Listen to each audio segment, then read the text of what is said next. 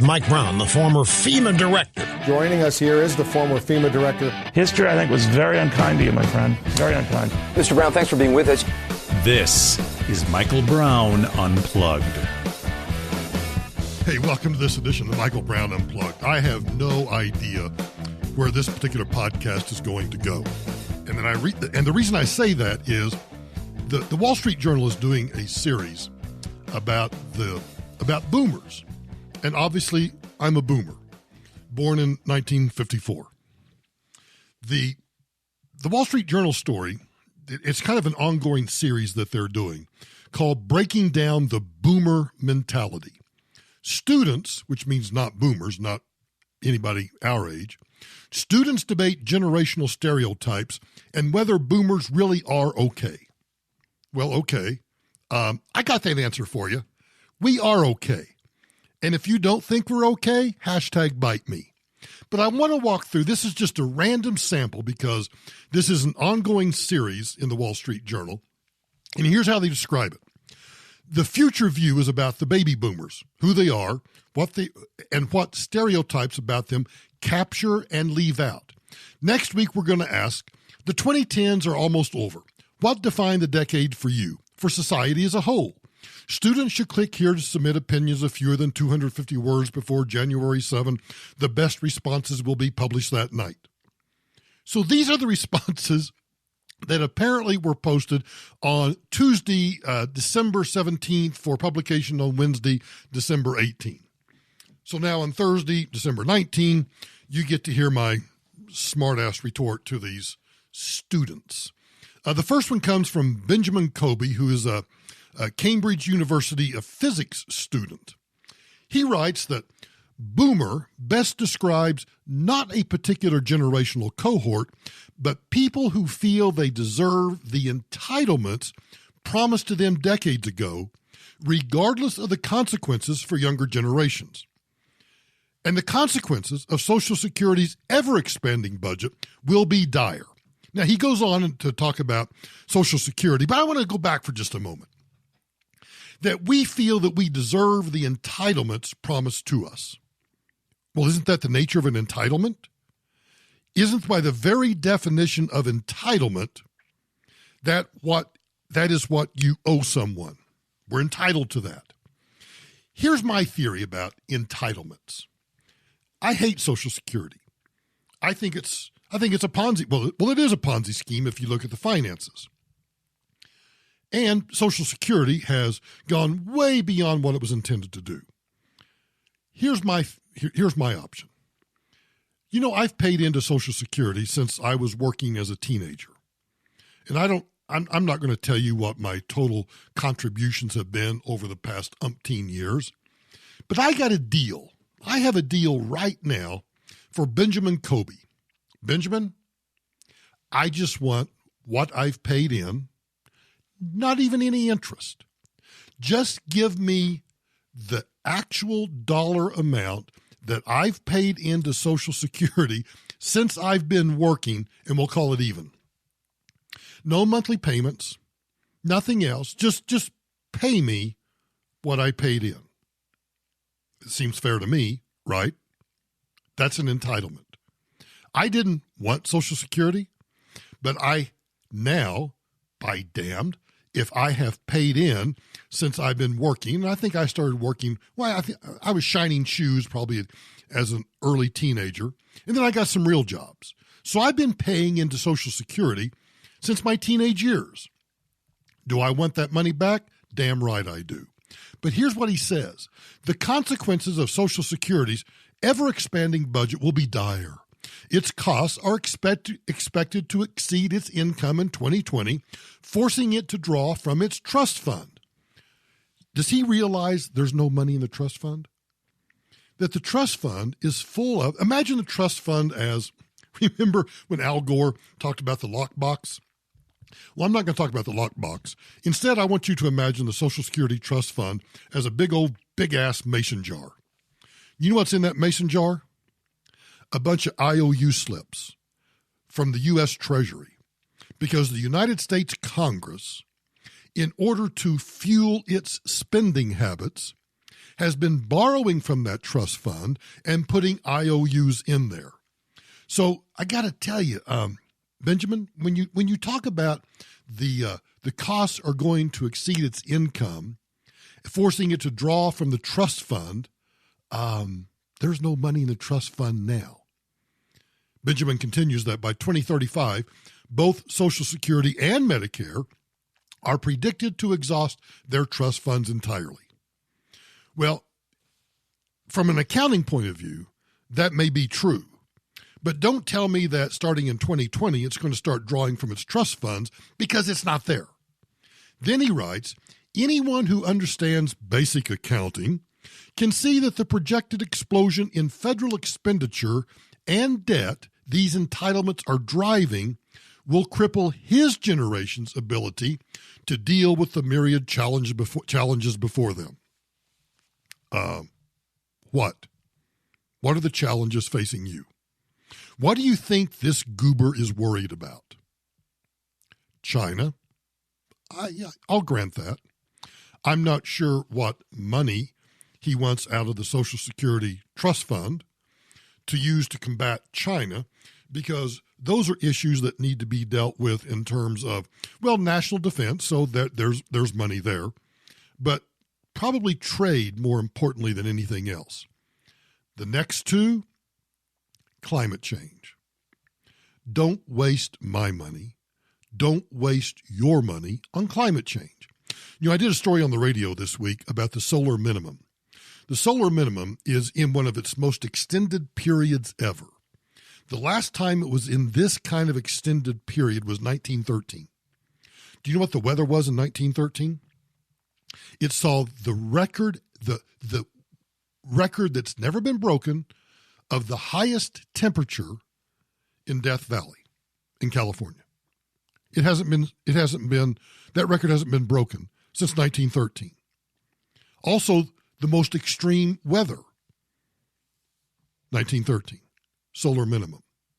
Oh, so you think solar flares and solar sunspots and the cosmic rays from the sun, particularly as it reflects and affects moisture in the air, might have more to do with climate change than my BMW? I think so. So I tell you what, Benjamin, don't waste your money. And then he says, the unforeseen consequences of nuclear waste. Where did that come from? I thought we were doing a pretty damn good job of storing nuclear waste.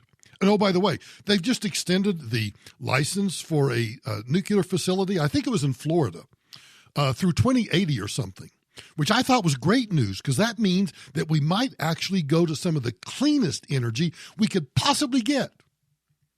Of course, we won't do it, but we ought to be building more nuclear facilities right now to generate power to meet the demand for electricity that's just going to skyrocket over the next decade or so.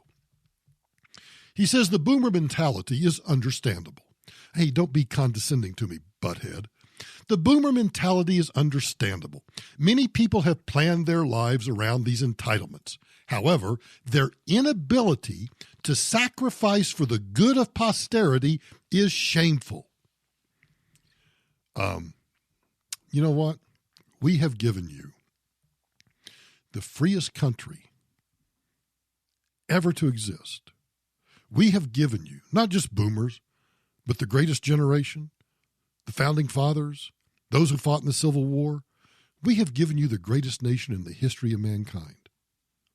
You're free to exercise your speech. Of course, you want somebody to determine what hate speech is or unacceptable speech.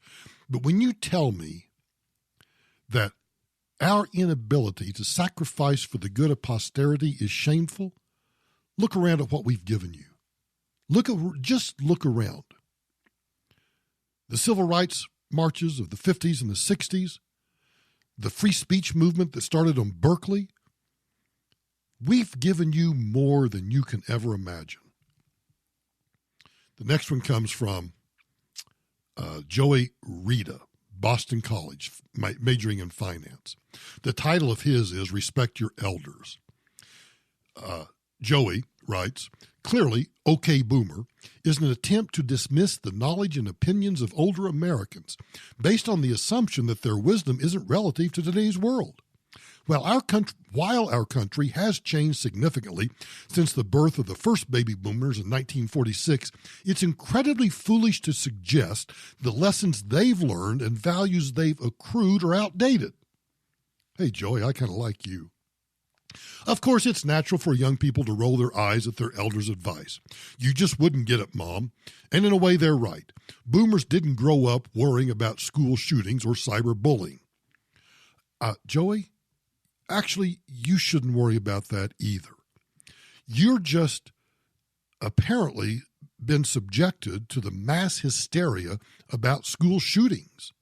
They're not prevalent. And oh, by the way, the murder rate has been on a steady decline for decades. I think you're probably just worried about guns, to be truthful. And cyberbullying, grow up.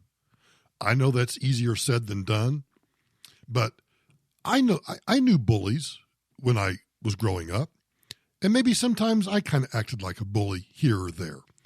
But you know what? We just dealt with it.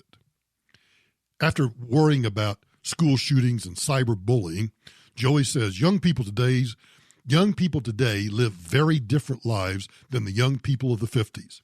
Oh, I'd certainly grant you that. There's social media, and if you don't learn, Joey, if you don't learn now how to deal with social media, how to recognize that the world doesn't revolve around Twitter, that Twitter doesn't, in fact, Twitter does not reflect society as a whole. It's a very narrow sliver of what's really going on in the real world. And the same with Facebook or any Instagram or any other social media platforms. So yeah, I get that you live very different lives than the young people of the 50s. But you know what? You need to learn to adapt. Joey then concludes his with, but to suggest that the knowledge boomers have accrued over their many years has no value is shameful and laughable. Well, thank you. He says, we have a lot to learn from them because they've seen a heck of a lot more than we have, not to mention that someday we'll be the old generation. And I can't imagine the 20-somethings of today will like being told that their opinions are outdated by the 20-somethings of tomorrow. Joey, other than the fact that you're kind of worried about things you shouldn't be worried about, that's pretty insightful of you. You get an A+. And then we have Quinn, whose story is titled The Truth Behind the Joke. So Quinn writes, to my knowledge, the joke, OK Boomer, began as a response to older relatives or coworkers who refused to acknowledge problems staring them in the face. Social Security is fine the way it is. No, I don't think any boomer says that. Despite the fact that I will never see a penny of it, well, you know what? Maybe you ought to get busy and fix it. OK Boomer, he says, I should get a summer job to pay off my student loans. You know what? I worked my ass to pay off my student loans. Maybe you ought to look at the underlying costs of student loans. Why is tuition so high? Perhaps it's because the federal government has taken over the student loan program, in essence subsidizing it, in essence subsidizing tuition, and anytime you subsidize something, well, prices skyrocket. Maybe you ought to figure that out. Quinn does say, the term OK Boomer is a condescending retort to a group that frequently misrepresents or ignores concerns my generation raises. No, I actually try to focus on what your concerns are, and I try to allay your fears about some of the irrational things that you're concerned about. Quinn continues that this, coupled with the feeling that many problems were created by boomers, climate change, oh, yeah, we're the cause of climate change. High housing costs, no, I don't think so. Look to Fannie Mae and Freddie Mac for those problems. The massive federal deficit, yeah, you know what? We kind of got to, we have to own that one. But the people of your generation that are getting elected to Congress right now, you like to spend money too. He then finishes out, of course, not all baby boomers are racist. Huh? Where did that come from? Of course, he writes, not all baby boomers are racist, back in my day, climate change deniers. Wow. So you conflated racism with climate change denial. Maybe you ought to go back and figure out a way to restructure that sentence. Maybe you ought to learn to diagram a sentence. Okay, boomer. My parents and teachers are boomers, Quinn writes, and they are thoughtful, intelligent people. However, the boomer stereotype taps into a real frustration many young Americans feel. I know that this discontent can be interpreted as evidence of our penchant for self-pity. Amen. But so long as baby boomers ignore the issues of the present, you can bet you'll hear a lot of, okay, boomer. Quinn, look around. We're trying to give you a realistic analysis of the problems that you're facing. We're trying to give you an insightful historical analysis of the problems that your generation is facing. We recognize those. Maybe instead of just, okay, boomer, maybe you ought to take time out and listen to what we have to say. I think I probably ought to stop. If this series continues and there are some others that are like this, you can bet your bottom dollar I'll bring those to you. Anyway, thanks for joining me today. Now, be sure and drop me a line if you'd like to comment about Okay Boomer. You can find me on Twitter at Michael Brown USA. You can find me on Facebook at Michael D. Brown. And you can follow the show, Michael Brown Unplugged. And if you haven't already, don't forget to subscribe to Michael Brown Unplugged. You can do that on Apple Podcasts, iHeart, Spreaker, Stitcher, Google Podcasts. Well, you can actually do it just wherever you're listening to this right now. And if you've been enjoying the podcast, I'd really appreciate it if you'd leave a 5-star rating and a review. So Michael Brown Unplugged, it's written by me. It's produced by Right Turn Media. All of my marketing and social media is done by Whole Crowd. Thanks again for listening to Michael Brown Unplugged.